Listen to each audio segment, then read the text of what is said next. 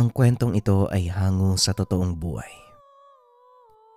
Mula ito sa isa nating kabayan na itago na lang natin sa pangalang Jonel. Walang eksaktong taon, probinsya ng Batangas. Nang mga panahon ito, bagong kasal pa lang ang mag-asawang Jonel at Emily. Nagpasya ang mga itong magpatayo ng sariling tahanan sa lupang ipinamana kay Jonel upang makapagsimula ng sariling buhay. Nagtatrabaho itong si Jonel sa bayan bilang pahinante sa isang truck na nagdi-deliver ng mga aklat at kung ano pang inumin sa lahat ng sulok ng probinsya. Madalas inaabot ng ilang araw bago makauwi, kaya naiiwang mag-isa ang asawa sa tahanan, na siyang naging dahilan para magkaroon ito ng kakaibang karanasan pagdating sa mga nilalang ng dilim. Kaunting paliwanag sa tahanan ng mag-asawa. Matatagpuan ang kanilang bahay sa medyo mataong lugar. Katunayan, malapit lang din ito sa bahay ng mga magulang ni Jonel, dahil bahagi ito ng lupang pagmamay-ari ng kanyang mga magulang. May malawak na bakuran ng tahanan ng mag-asawa na siya namang ginagawang libangan ni Emily. Nagtatanim ito ng mga gulay at bungang ugat, gaya ng kamote at kamoteng kahoy. Halos mapununan ng mga pananim ang kanilang bakuran dahil sa kasipagan ni Emily. Ngunit lingid sa kaalaman nito na nagdadalang tao na siya ng mga sandaling iyon. Laking gulat ni Jonel nang minsang umuwi ito. Saktong papalapit kay Emily nang mawalan ito ng malay. Dali-dali niya itong tinakbo sa pagamutan upang patignan. Dito pa lang napag-alaman ni Jonel na nagdadalang tao na ang asawa. Tuwang-tuwa si Jonel ng mga sandaling iyon. Lalo pang nagsipag sa trabaho para makaipon. Dahil din dito, halos 3 araw bago makauwi ng bahay ang Ginoo. Mahal, baka naman inaabuso mo yung katawan mo kakatrabaho ha? Halos wala ka ng pahinga eh. Wika ni Emily. Ano ka ba mahal? Walang problema, ayos lang ako. Hindi naman ganun kahirap ang trabaho bilang pahinante, kaya wala kang dapat ipag-alala. At isa pa, para to sa magiging anak natin. Gusto kong bigyan siya ng magandang buhay. Tugon ni Jonel, bagay na kinatuwa ni Emily dahil napakasipag ng asawa. Ngunit lingid sa kaalaman ng Ginoo, ito ang magiging sanhi ng isang kaganapang lubusang makakapagpabago ng kanyang pagkatao. Nang mga oras na ito ay nasa kalagitnaan siya ng biyahe pabalik sa kanilang bayan. Saktong pagbaba nito ng kotse, sinalubong siya ng isang katrabaho. Hindi na ito nagsayang ng oras. Kagad sinabi ang masamang balita kay Jonel. Halos gumuho ang mundo ng Ginoo nang malamang natagpo ang patay ang kanyang asawa sa sariling tahanan. Dali-dali itong umuwi at nakita ang karumal-dumal na tanawin. Wakwak ang siya ni Emily. Wala na ang mga lamang loob, lalo na ang sanggol sa sinapupunan. Ayon sa mga residente, kagagawan nito ng aswang. Ngunit si Jonel ang tipo ng taong hindi naniniwala sa mga ganitong bagay. Kaya pinili ng Ginoong ipasailalim sa investigasyon ang pagkamatay ng asawa. Ngunit iisa lang ang sinasabi ng mga otoridad. Mabangis na hayop ang may gawa nito sa kanyang asawa. Bagay na hindi mapaniwalaan ng binata. Dahil wala namang kagubatan na malapit sa lugar. At mas lalong wala ding nag-aalaga ng malaking aso na may kakayahang lumapa ng 8 gulang na tao. Dahil sa malagim na kaganapan, nagdatingan ang mga kaanak ni Emily mula sa Mindoro. Gaya ng inaasahan, nabunton ng mga kapatid ng asawa ang sisi kay Jonel. Huwag yun ang sisihin si Jonel sa nangyari. Hindi niya naman to ginusto eh. Walang may kagustuhan sa mga nangyari. At isa pa, hindi to ang oras para magsisiyad. Jonel iyo, pagpasensyahan mo ng asal ng mga bayaw mo. Nabigla din sila sa pangyayari. Wika ni Mang Bernie. Ayos lang po, Tatay Bernie. Kasalanan ko din naman eh. Iniwan ko mag-isa si Emily sa tahanan. Kung nakinig lang sana ako sa kanya, edi sana buhay pa ang mag-ina ko. Tugon ni Jonel. Ngunit muli itong sinaway ng kanyang manugang. Wala ka ding magagawa kahit nandito ka, Jonel. Sasabihin ko sa iyo ang totoo. Hindi pangkaraniwang nilalang ang umatake sa asawa mo. Walang aso ang gagawa ng ganong bagay. Kahit gaano pa kalaki. Mapapansin mo din, walang sugat sa ibang bahagi ng katawan ng asawa mo. Kung talagang aso ang dumali sa kanya, leeg ang unang pupunteryahin nito. Wika ni Mang Bernie. Napaisip naman si Jonel na tama ang kanyang manugang. Siya mismo ang nakakita ng bangkay ng asawa. Wala nga itong sugat sa leeg at ibang bahagi ng katawan, maliban sa wasak nitong tiyan. Kung ganun, Tatay Bernie, sinasabi niyo po bang taong may gawa nito? Tanong ni Jonel. Hindi, Jonel. Hindi rin magagawa ng tao ang ganitong karumal-dumal na krimen. Tugon ni Mang Bernie. Ano po sa tingin niyo may gawa nito kay Emily? Muling tanong ni Jonel. Ewan ko kung maniniwala ka sa sasabihin ko. Pero sa aming probinsya, may tinatawag kaming matrukulan. Ang mga nilalang na ito, uri ng mga aswang na kumakain lamang ng mga sanggol sa sinapupunan ng kahit anong nilalang na may kakayahang magbuntis. Pagpapaliwanag ni Mang Bernie. Hindi naniniwala si Jonel sa mga ganitong nilalang. Ngunit sa pagkakataong ito, binuksan ng Ginoo ang posibilidad na totoo ang sinasabi ng biyanan. Kung totoo man po ang sinasabi niyo, paano po natin mahanap ang nilalang na yun? Dahil sa totoo lang, gusto ko siyang pagbayarin sa nangyari sa mag-ina ko. Pero alam ko din kahit anong gawin kong paghihiganti, hindi ko na may babalik ang buhay ng asawa at anak ko. Siguro gagawin ko na lang po to para sa mga mabibiktima ng nilalang sa hinaharap. Tugon ni Jonel. Para malaman mo ang kinaroroonan ng nilalang, kailangan mo itong makilala. Muling wika ni Mang Bernie. Pinaliwanag naman nito ang katangian ng matrukulan. Ayon sa matanda, ang nilalang na ito ay kadalasang nananahan sa matataong lugar. Taliwas sa nakaugalian ng ilang mga lahi ng aswang. May kakayahan nitong magkubli at magbalat kayo na parang mga normal na tao na nag-aabang ng kanyang mabibiktimang buntis. O hindi kaya naman, ginagahasa ng nilalang na ito ang ilang kababaihan. Iniintay na sumapit ang kapanganakan at saka nito kukunin sa sinapupunan ng ina ang sariling anak upang kainin. Sa isip ni Jonel, kung totoo man ang matrukulan, ito na ang pinakamasamang ama na nabuhay sa mundo. Dahil naaatim nila na kainin ang sariling mga anak. Alam kong iniisip mo, Jonel.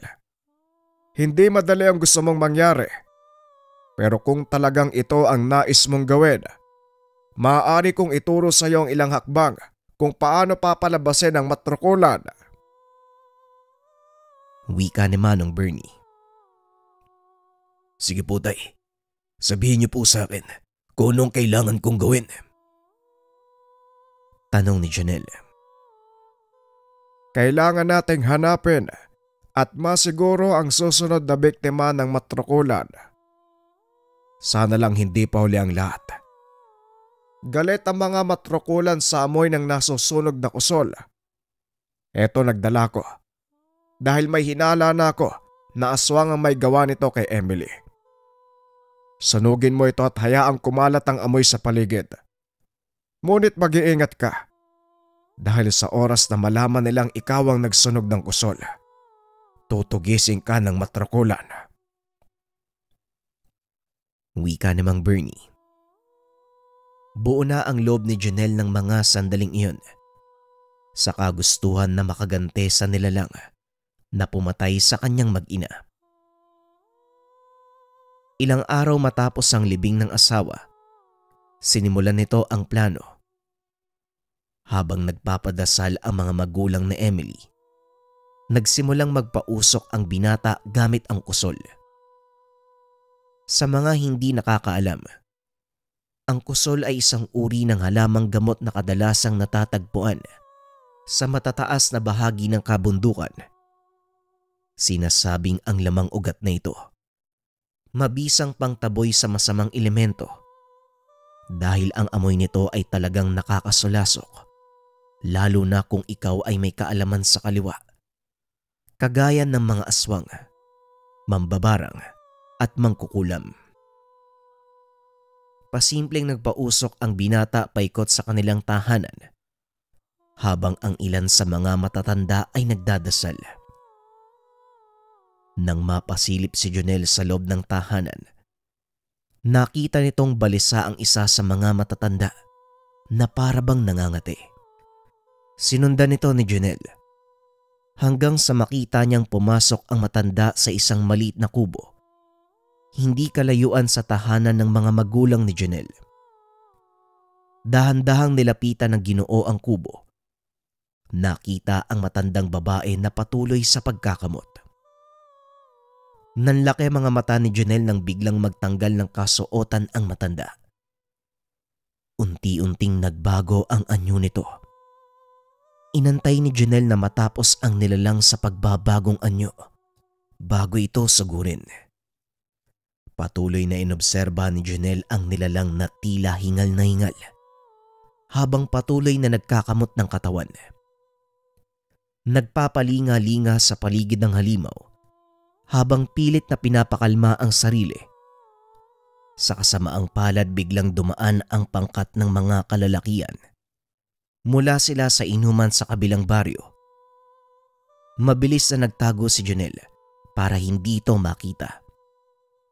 Nang makalampas ang mga kalalakian, muling binalikan ng binata ang kubo. Sa kasamaang palad ay wala na doon ang nilalang.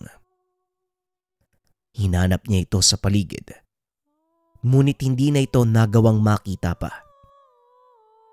Laking panghihinayang ni Janelle ng mga sandaling iyon dahil hindi niya nagawang patayin ng matrokulan.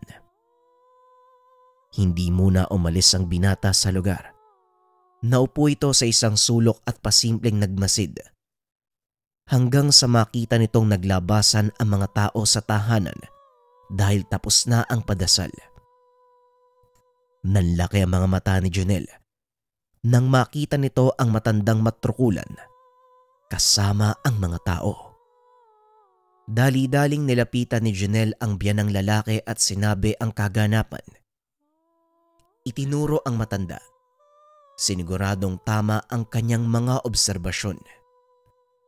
Tinanong din ni Janelle sa kanyang ama ang pagkakakilanlan ng matanda. Sinabi naman nito na dahil lang sa bayan ang taong iyon at hindi niya din ito kilala.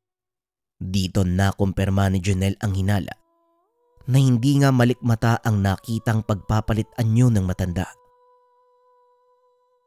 3 gabi matapos ng pasyam, muling nagpakita ang aswang. Hindi na pinalampas ni Janelle ang pagkakataon. Inantay nitong matapos ang padasal. Inabangan ang aswang sa daan. Nang makita itong papadaan, hindi na nagdalawang isip pa si Janelle. Nang makita ang matanda ay inundayan niya ito ng taga. Tinamaan ng matanda sa likuran. Akmang papasigundahan pa sana nang biglang tumalo ng matanda papunta sa gilid ng daan. Mabilis itong tumakbo palayo. Hinabol ito ni Jonel. Naabutan ito sa tabing ilog. Huminto ang nilalang upang harapin ang Ginoo. Akmang papalapit na si Jonel nang biglang sugurin ng matrukulan. Nagbuno ang dalawa. Nabitawan ni Jonel ang itak. Nagpagulong-gulong ang mga ito sa putikan. Tinatamaan ng matatalas na kuko ang Ginoo.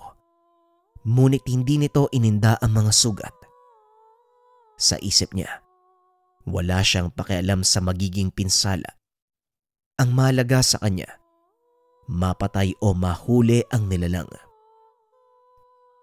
Kinakapa ni Jonel ang paligid hanggang sa makakuha ito ng matalas na bato.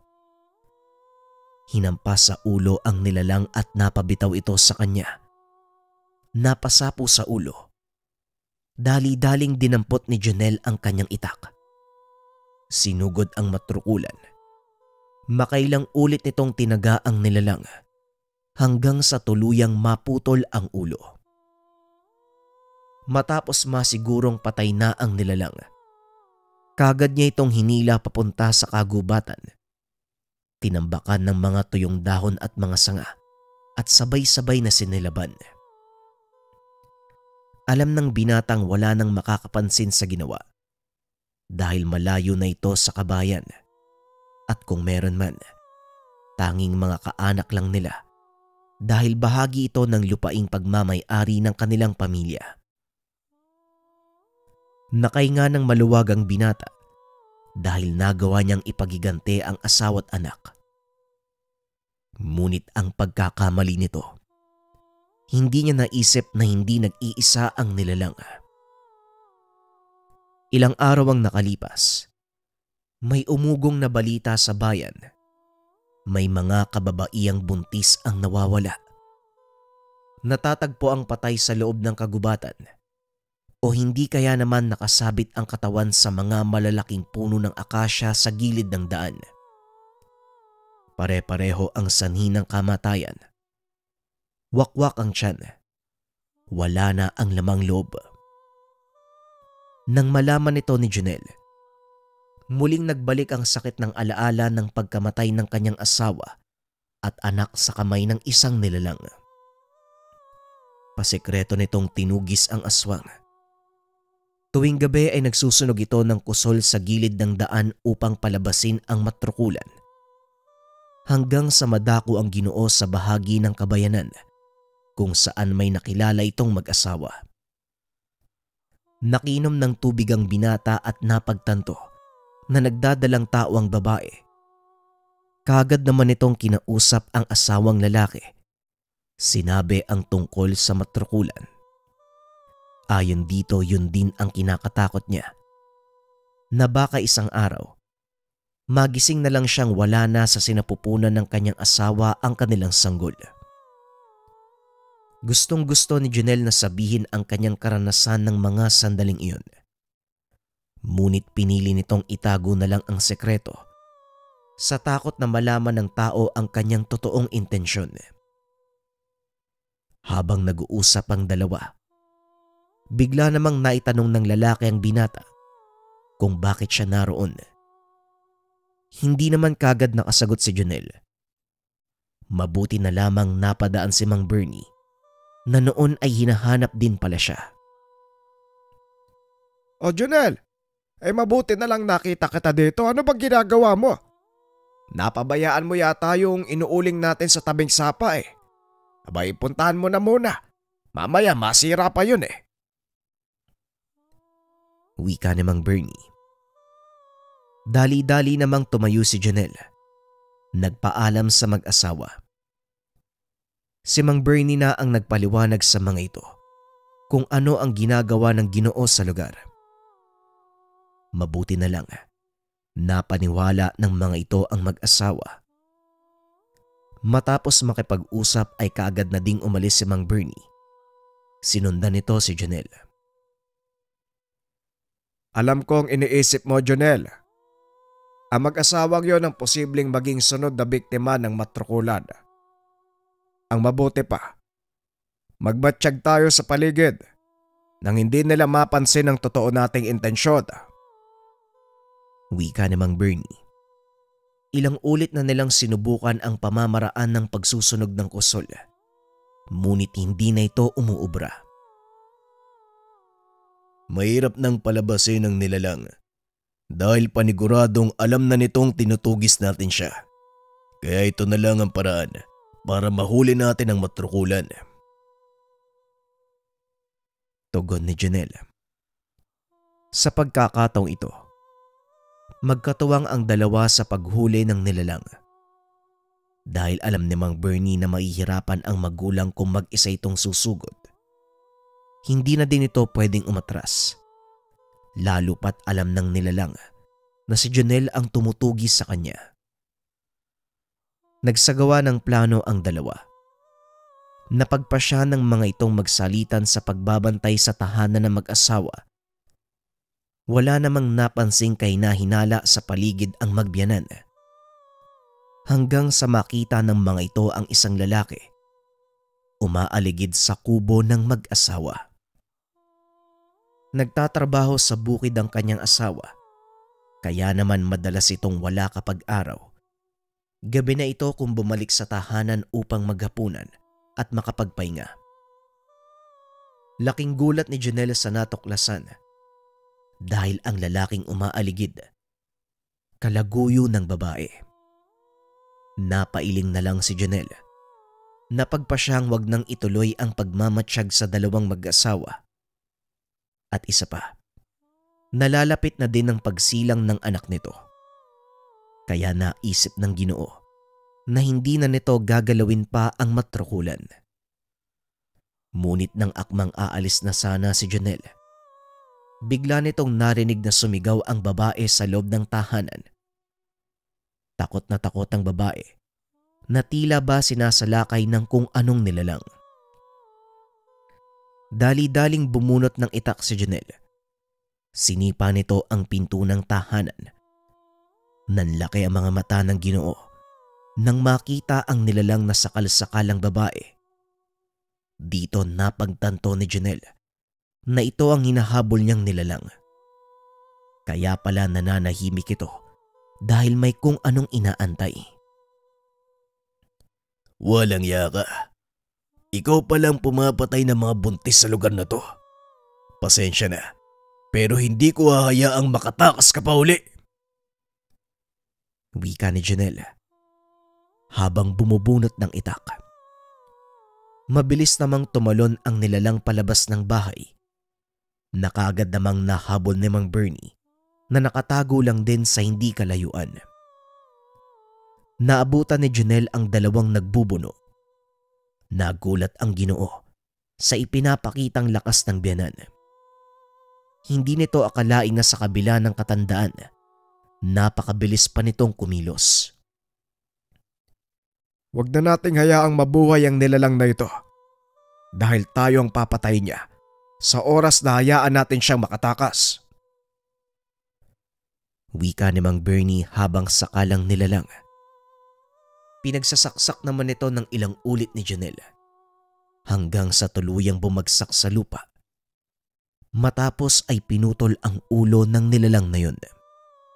Nang masiguradong patay na ito, kagad namang bumalik ang dalawa sa tahanan ng mag-asawa. Nakitang naroon na ang lalaki. Pinaliwanag naman ng babae ang sitwasyon. Pasensya ka na, iho. Pero may kailangan kang malaman. Ang batang ipinagbubuntis sa iyong asawa ay hindi sa'yo. Isa itong halimaw. Isang nilalang na hindi dapat mabuhay sa mundong ito. Wika ni Mang Bernie. Nakakapagtaka dahil hindi na nasorpresa ang lalaki sa mga narinig. Napag-alaman nila Mang Bernie na hindi lingid sa kanya ang totoong dahilan ng pagbubuntis ng asawa. Ayon pa sa lalaki, aantayin lang nitong maisilang ang sanggol bago ito patayin. Nag-alok naman ng tulong ang binata na siya mismo ang kikitil sa buhay ng nilalang sa oras na isilang ito. Wala naman itong naging problema sa mag-asawa dahil alam nilang hindi nila anak ang nilalang na yun.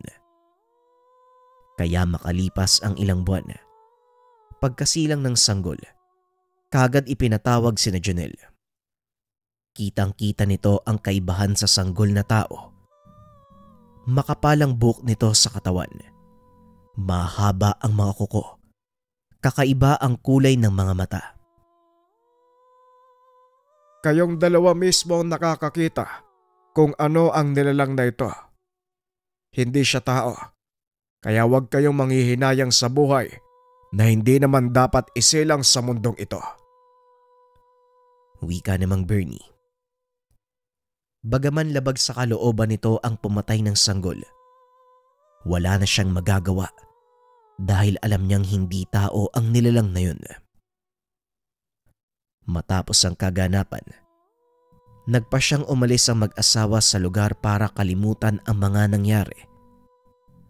Maging si Jonel, pinili na ding lisanin ang bayang kinagisnan upang makalimutan ang masakit na pangyayari. Sa pag-asang makakatakas sa mga alaala ng nakaraan. Nag-ibang bansa ito. Paglipas ng ilang taon ay muli itong bumalik sa kanilang bayan. Malaki na ang naging pagbabago ng lugar. Ngunit hindi pa rin nawawala ang mga usap-usapan tungkol sa pagkamatay ng mga kababaihan at mga buntis. Ang buong akala ng binata, nagawa na itong tapusin ilang taon na ang nakakalipas. Ngunit muli na namang naharap sa parehong sitwasyon si Jonel. Sa pagkakataong ito, ang asawa ng kapatid na lalaki naman ang naging biktima ng nilalang. Mabuti na lamang nagawa itong abutan sa silid. Nang makarinig ito ng malakas na kalabog sa bubong ng bahay, naging alerto na din ang mga ito dahil sa mga nangyari sa kanilang lugar. At bilang taong may karanasan sa pakikipagsagupaan sa matrokulan, si Jonel ang nilapitan ng kapatid na itago na lang natin sa pangalang Aming.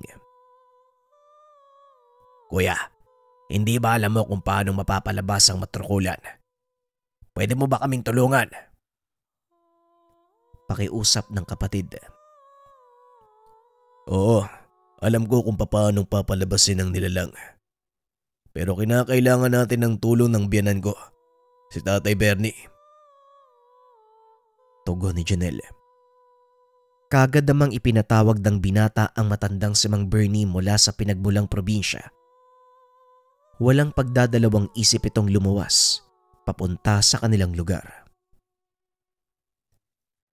Ang buong akala ko tapos na ang problemang to Ni Sainagap, hindi ko ay nakalang babalik ang nilalang na yon.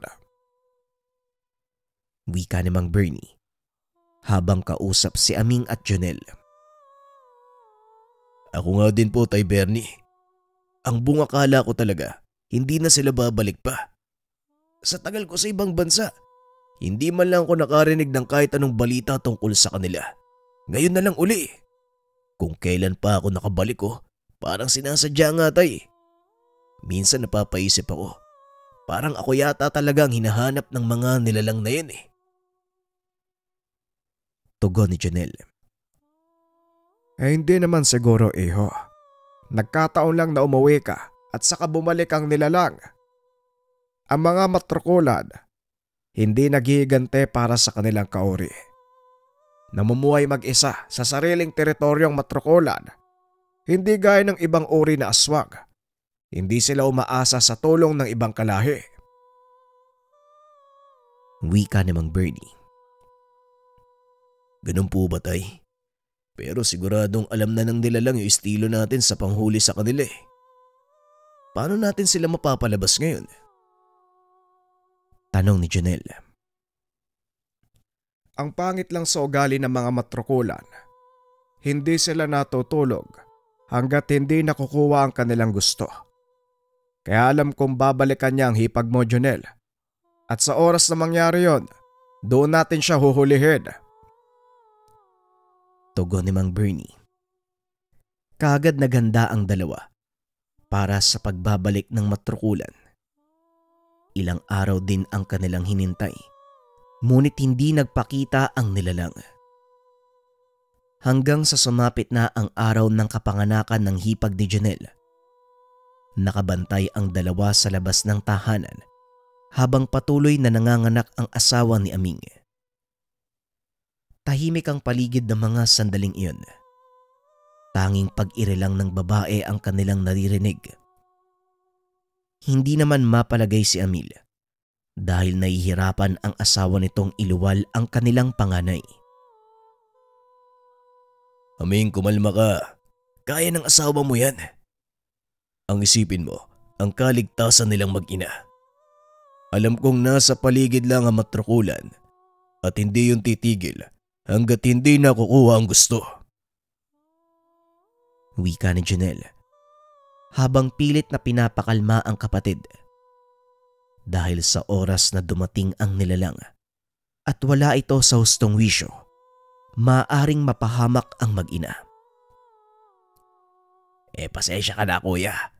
Hindi ko lang maiwasang kabahan eh. Unang anak namin to ni Clarissa, kaya hindi mo din ako masisising matakot. Tugon ni Aming. Alam ko, Aming. Pero hindi ito ang oras para maramdaman mo yan. Kailangan ng presensya ng pag-iisip sa gagawin natin. Kung talagang gusto mong mailigtas ang mag-ina mo. Tugon ni Janelle. Habang nag-uusap ang dalawa, biglang nakarinig ng malakas na kalabog sa bubong sina Janelle. Alerto namang tumayo si Mang Bernie. Lumabas ng tahanan, bitbit ang kanyang itak at sibat na gawa sa tanso. Mukhang nandito na sila. Maganda ka na, Janelle. Aming, ipagtanggol mo ang iyong mag-ina. Wika ni Mang Bernie. Kaagad naman itong sinundan ni Janelle. Natigilan ang dalawa nang makita ang nilalang na nasa bubong ng bahay. Nababalot ng buhok ang katawan nito. Tanging ang mga mata lang ang nakikitang nanlilisik at ang mga pangil naglalabasan sa malaking bunganga. Wala ding hinto sa pag-agos ang laway nito na tila ba gutom na gutom. Ito ang anyo ng matrukulan na dapat nating katakutan. Dahil kahit anong gawin natin pagpigil sa kanya, wala na tayong magagawa. Masyadong malakas ang isang to para sa normal na tao. Wika ni Mang Bernie. Bagyang nakaramdam ng takot si Janelle dahil sa sinabi ng biyanan. Kung meron mang nakakaalam sa pag-uugali ng kanilang makakalaban, yon ay si Mang Bernie dahil sa mga naging karanasan nito. Kung hindi niyo na itatanong, isang manunugis ng aswang ang matanda sa pinagmulang probinsya. Kilala ito sa kanilang lugar bilang isa sa pinakamabangis na mamamatay aswang at mangangaso. Ngunit dahil sa edad, hindi na ganong katalas ang kanyang pakiramdam. Alam nitong maaari siyang magapi ng nilalang sa isang maling galaw lamang. Manatili kang alerto, Janelle. Maaaring kaya ko siyang labanan, pero hindi na ako ganong kalakas. Kaya hanggat maaari, huwag kang magpapakumpiyansa. Kunin mo ang anumang pagkakataong makikita mo para patayin ang nilalang na yan. Wika ni Mang Bernie at ayon pa dito. Hindi gaya ng mga aswang. Walang bertud ang mga matrukulan. Tanging liksi at lakas bilang aswang ang taglay ng mga ito. Ngunit mapanganib pa rin para sa isang normal na tao. Maliwanag po, Tatay Bernie. Huwag kayong mag-alala. Kahit papano, may karanasan na ako sa mga ganitong nilalang. Aminin ko sa inyo, hindi pa humuhupa ang galit ko dahil sa pagkamatay ng mag-ina ko. Tugon ni Janelle. Inabot sa kanya ni Mang Bernie ang sebat. Buong lakas naman itong ibinato ng Ginoo. Sa kasamaang palad, Dumaplis lang ito sa katawan ng nilalang. Mabilis na tumalon mula sa bubong ng bahay ang matrukulan. Nanakbo papalayo sa lugar. Maraming puno ng nyog sa paligid na maaari nitong pagtaguan. Kaya medyo nahirapan si Mang Bernie sa paghahanap sa nilalang. Hanggang sa maisipan ni Jonel na muling magsindi ng pinapatayong kusol. Mabuti na lang meron itong dala sa kanyang bulsa. Napailing naman si Mang Bernie at bagyang napangiti. Anak dang, hanggang ngayon, hindi ka pa rin nawawalan yan sa bulsa mo.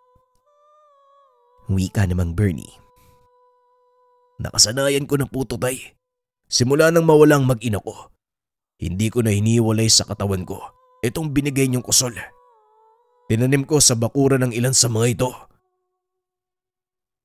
Wika ni Janelle. Kinalat ang siga sa paligid. Sa pamamagitan ng mga tuyong dahon ng nyog, nagawa nilang pausukan ang buong lugar.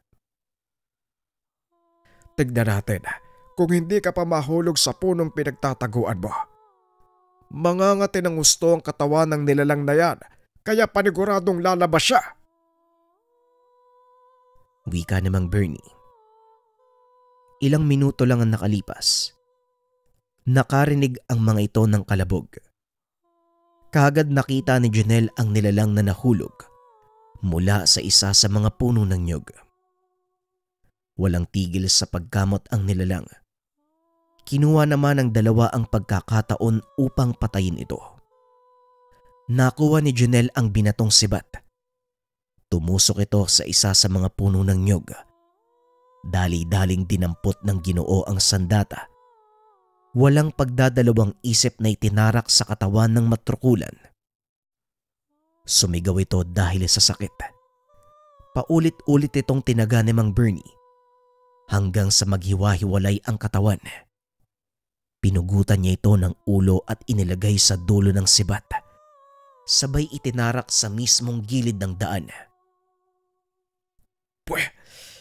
Ang buong akala ko, makikipagbuno pa ako ng Hindi na naituloy ng matanda ang sasabihin dahil naramdaman ito na may kung anong tumarak sa kanyang likuran. Nanlaki ang mga mata ni Janelle nang maaninag kung ano ang may gawa nito. Isa pang nilalang ang nagpakita. Sa pagkakataong iyon, may bitbit itong walang buhay na sanggol. Halos pagsukluban ng langit at lupa si Janelle nang maalala ang asawa ng kapatid.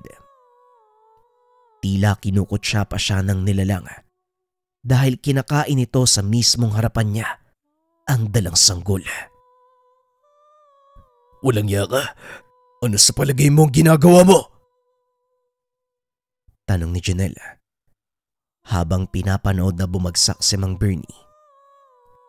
Hindi naman nagsasalita ang matrukulan. Patuloy lang nitong kinakain ang katawan ng sanggol. Sa sobrang galit ni Janelle, hindi na ito nagdalawang isip pang sugurin ang nilalang gamit ang kanyang dalang itak. Mabilis namang nakailag ang nilalang habang tila inaasar pa rin ng Ginoo. Dinidilaan pa nito ang kamay na punong-puno ng dugo. Napasigaw sa sobrang galit si Janelle. Muli itong sumugod. Mabilis lang ding nakailag ang nilalang. Ngunit napalapit ito sa sibat na tinarak ni Mang Bernie kung nasaan ang ulo ng isa pang matrukulan. Kinuha niya ito at ibinato sa kalaban. Sisiguraduhin kong matutulad ka sa kalahi mo. Hindi matatapos ang gabing ito. Pupugutin ko din ang ulo mo at ilalagay sa mahabang tungkod. Wika ni Janelle, sabay hagis ng sibat sa kalaban. Sa pagkakataong iyon, hindi na nagawang makaiwas ng nilalang. Diretsyong tumama ang talim ng sibat sa ulo nito. Mabilis na pinugot ni Janelle ang ulo ng matrukulan. Binitbit ito pabalik sa kanilang baryo. Ngunit hindi pa man ito nakakarating sa paroroonan Napahinto ang Ginoo sa paglalakad dahil may ilang pang nilalang ang nakaharang sa kanyang daan. Sa isip ng binata ay katapusan niya na dahil napakarami ng mga kalaban. Hindi na alam ni Jonel ang gagawin ng mga sandaling iyon. Naisip na lamang na sumuko dahil wala na rin ang kanyang mag-ina. Ngunit sa hindi inaasahang pagkakataon dumating ang tulong mula sa hindi kilalang tao. Hindi ito ang panahon para mawalan ka ng pag-asa. Mabuti na lang nakarating ako sa tamang oras. Kung hindi, baka ikaw na ang susunod na pag-aalaya ng bulaklak sa nityo. Wika ng lalaki. May hawak itong sandata sa magkabilang kamay. Nakasuot ng kamisetang walang manggas. Mahaba ang buhok. Teka, sino ka naman? Tanong ni Jonel. Mamaya na ako magpapaliwanag. Sa ngayon ayusin mo ang sarili mo. Dahil medyo marami ang kalaban natin. Huwag kang mag-alala dahil kakampi mo ako. Tugon ng lalaki. Kaagad na ding tumayo si Jonel. Dinampot ang kanyang sandata sabay sugod sa mga nilalang. Kung sino ka man, maraming salamat sa tulong mo. Wika ni Jonel. Napangiti na lang ang lalaki at muling nagsalita. Talagang hindi mo ako nakikilala, no? Sa bagay, hindi ka naman nagkaroon ng pagkakataong makilala ako dahil maagang namatay ang kapatid kong si Emily.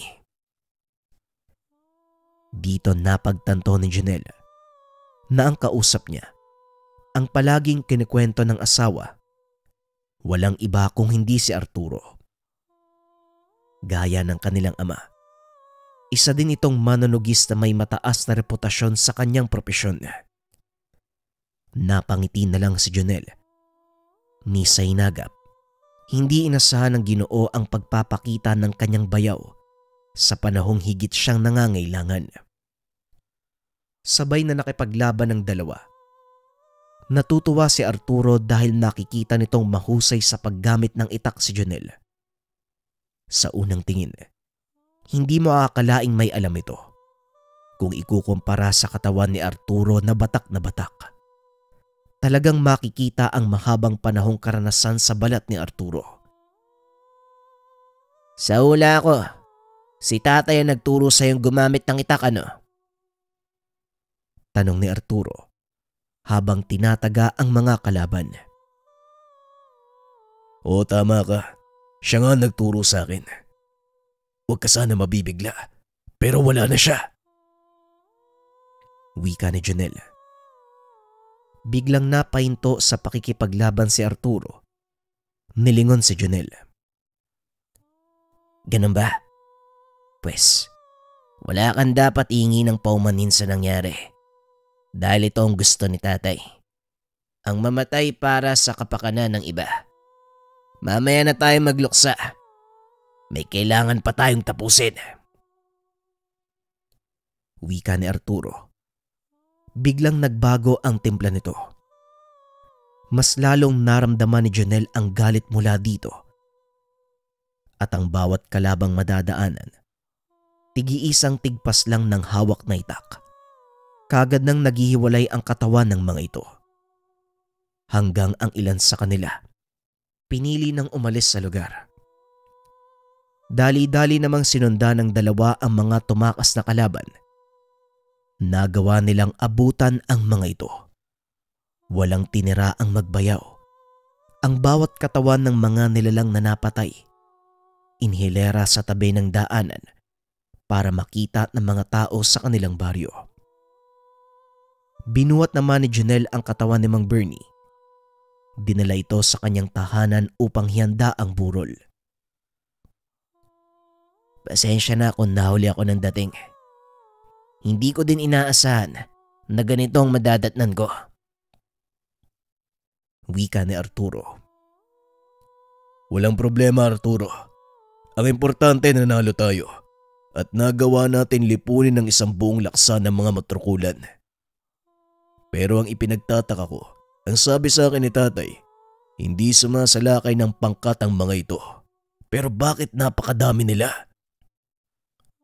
Wika ni Janelle. Hindi nga sila sumasalakay, pero nahahalina sila sa amoy ng kakapanganak pa lang na sanggol.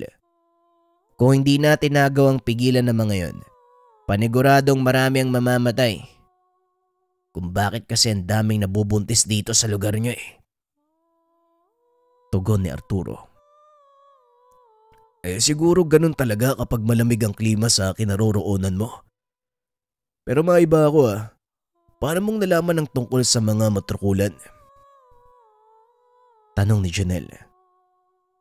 Bago umalis si tatay, nasabi niya sa akin ang tungkol sa mga matrukulan. Nung una hindi ako naniniwala kasi ang alam ko, wala nang natitira sa kanilang angkan. Kaso, nangibabaw sa akin ng kuryosidad, kaya kaagad akong sumunod dito. At ako mismo nakapagpatunay na buhay pa ang mga lintik na to. Wika ni Arturo. Maging ako hindi naniniwala kay Tatay Bernie Pero ako din mismo nakapagpatunay na totoo sila. Nagawa ko pang makipaglaban sa kanila. Wika ni Janelle habang nakaupo sa harapan ng ataol ni Mang Bernie. Hindi pa nagtatapos sa matrukulan ng laban. Marami pang nagkalat na mga aswang sa paligid na kailangang lipunin. Mahirap silang kalabanin, lalo na kung nag-iisa lang ako. Wika ni Arturo. Teka, sa madaling sabi, kailangan mo ng tulong ko.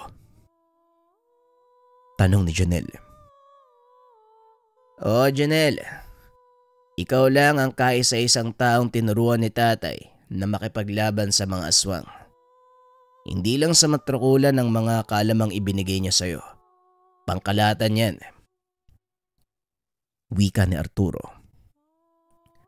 Pero pag-iisipan ko muna ang sinasabi mo. Sige. Tutulungan kita. Tugon ni Janelle. Matapos ang libing ni Mang Bernie, kaagad din silang umuwi sa probinsya ng Bayaw. Doon nagsimula ang formal na pagsasanay bilang isang manunugis. Hindi akalain ni Janelle na magbabago ang kanyang kapalaran dahil sa mga pangyayari. Matapos ang pagsasanay, maraming misyong napagdaanan si Janelle. Dahil dito napatunayan ng Ginoo na hindi lang tao ang nabubuhay sa mundo.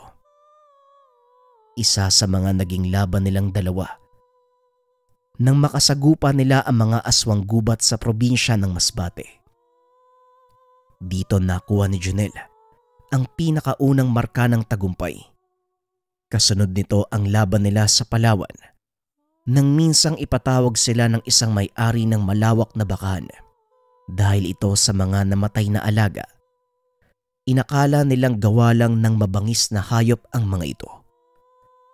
Ngunit nang puntahan nito nila Janelle, napag-alaman nilang aswang ang pumapatay sa mga hayop. Mukhang marami ang kakalabanin natin dito, Manong Arturo. Wika ni Janelle. Janelle, ito na nga siguro ang pinakamalaki mong laban sa larangan ng pagiging manunugis. Tugon ni Arturo. Walang problema. Tiwala ako sa mga tinuro mo sa akin. At alam kong hindi rin ako papabayaan ng mga pangaral na ibinigay mo. Sa pag-uusap ng dalawa, sinimulang magsanay ni Janelle. Ipinasok siya ni Arturo sa mundo ng lihim na karunungan. Isa sa mga natutunan nito ay ang depensang pansarili at pangkalahatan. Nagtangan din ang Ginoo ng malakas na mutya na noon ay hindi nito pinaniniwalaan. Masasabing malaki na din ang pinagbago ni Janelle. Naging matipuno ang pangangatawan nito. Naging mas malikse kung kumilos. Nag-ikot ang dalawa sa paligid ng bakahan At habang ginagawa nila ito, napapansin ni Junel ang hindi pangkaraniwang kilos ng mga alagang hayop. Balisa mga baka. Wala naman akong nakikitang panganib sa paligid. Wika ni Junel. Hindi dahil wala kang nakikita, masasabi mong walang panganib. Makiramdam kang mabuti. Tugon ni Arturo. Nang biglang may malaking aso ang naglabasan sa masukal na bahagi ng rancho. Nagtakbuhan ng mga baka hanggang sa masira ang mga kwadra dahil sa kagustuhan ng mga itong makatakas mula sa mga nilalang. Junel, magbadali ka. Kailangan natin salubungin ang mga aswang na yan. Tandaan mo, huwag na huwag kang magpapakalmot sa kanila. Wika ni Arturo habang tumatakbo papunta sa kinaroroonan ng mga baka. Samantalang si Junel naman ang sumalubong sa mga aswang.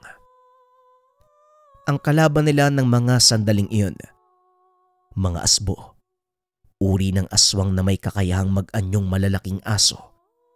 Ang karaniwang kinakain ng mga ito ay mga bangkay na kakalabing pa lamang.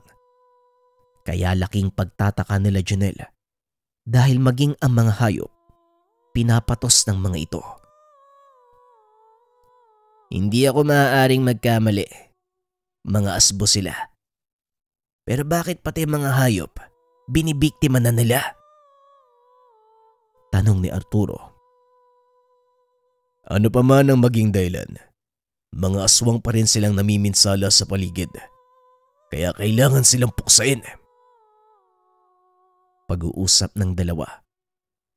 Kagad nilang sinugod ng mga aswang. Nang masakta ng mga ito ay kagad nagtakbuhan papalayo. Ang mga asbo ay kagaya lang din ng mga ligaw na hayop. Sa oras na makaramdam sila ng takot ay kaagad din silang tumatakas. Matapos ang pananalakay, nanatili pa sa lugar ang dalawa ng ilang araw upang masiguradong hindi nababalik ang mga nilalang. Matapos ay kagad silang umalis. Nagpagala-gala ang dalawa sa buong bansa hanggang sa makarating ang mga ito sa bahagi ng Kabisayaan kung saan naman nila nakaengkwentro ang isang baryo ng mga aswang. Sa pagkakataong iyon, nakaharap nila ang isang totoong gabunan sa katauhan ng isang kapitan del baryo. Walang nangyaring laban sa pagitan nila Junel at ng gabunan dahil pinili nilang makipag-usap. Kaagad naman silang hinayaang makaalis ng mapayapa. Kasunod nito ay ang pananalakay ng mga bagong yanggaw sa probinsya naman ng Antique. Hindi naging madali para sa kanila ang laban dahil sa posibilidad na maaari pang magamot ang mga ito. Ganun pa man, nagawa nilang pagtagumpayan ng laban at dito naranasan ni Junel ang kamuntikang mamatay.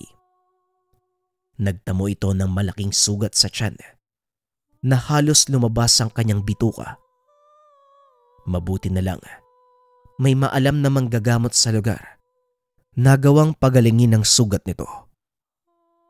Maraming lugar pa ang napuntahan ng dalawa at sa bawat probinsya, iba't ibang nilalang ang kanilang nakakaharap. Lalo pang lumawak ang kanilang karanasan at mas lalong naging malakas. Sa paglipas ng taon, napagpasya ng dalawang magretiro. Si Junel ay nagpunta ng Batangas, samantalang si Arturo naman naging isang manggagamot sa kanilang probinsya. Paminsan ay dumadalo pa rin si Junel sa bayaw, ngunit hindi na kagaya dati. Medyo may edad na din ang dalawa. Marami ding marka ng mga nakaraang karanasan ang nagsilbing tanda at babala para manahimik na at tuluyang mamuhay ng payapa.